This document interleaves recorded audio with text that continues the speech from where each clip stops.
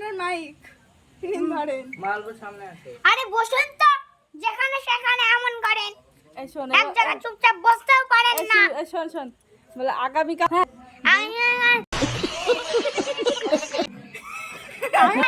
সবাই রাত্রে ভাত করে রাখবা, আর তারপরে সকালে পান্তা ভাত খেয়ে ভোট দিতে যাবা। মমতা বন্দ্যোপাধ্যায় ভয় পেয়ে গেছে।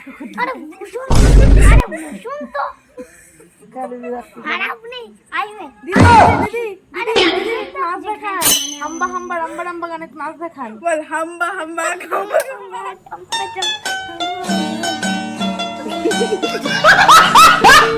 পয়সা তুলে নিয়ে যাবে।